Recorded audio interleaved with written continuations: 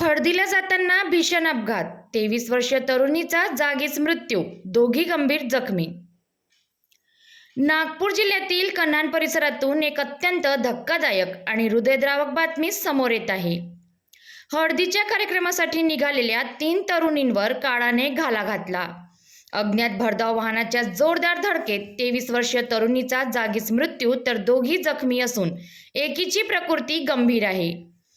मिळालेल्या माहितीनुसार कन्हान जबलपूर राष्ट्रीय महामार्ग क्रमांक 44 MHKS पेट्रोल पंपाच्या थोड्याच अंतरावर ही भीषण घटना घडली. कन्हान येथील रश्मी बागडे, तेजस्विनी बावनकुळे आणि श्रद्धा बंड या तिघी स्कूटीने बाघोली येथे हळदी कार्यक्रमासाठी जात होत्या. तेवढ्यात एका अज्ञात भरधाव वाहनाने त्यांच्या स्कूटीला जोरदार धडक दिली. या भीषण धडकेत रश्मी बागडे रस्त्यावर फेकली गेली आणि दुर्दैवाने डोक्याला गंभीर मार लागून तिचा घटनास्थळीच मृत्यू झाला. तर उर्वरित दोघी तरुणी स्कूटीसह रस्त्यावर घासत गेल्याने जखमी झाल्या आहेत. यातील तेजस्विनी बावनकुळे हिची प्रकृती अत्यंत गंभीर असून ICU मध्ये उपचार सुरू आहे.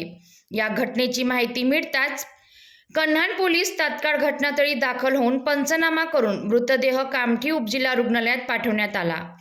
जखमी श्रद्धा बंड यांच्या तक्रारीवरून अज्ञात वाहन चालकाविरुद्ध गुन्हा दाखल करण्यात आला असून पुढील तपास पोलीस निरीक्षक वैजयंती मंडवधरे यांच्या मार्गदर्शनात सुरू आहे.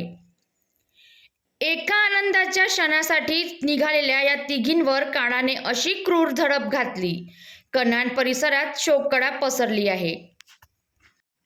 अशाच ताज्या आणि विश्वासार्ह बातम्यांसाठी पब्लिक टू PM न्यूज 24 चॅनलला लगेच सबस्क्राईब करा, लाईक करा आणि शेअर करा.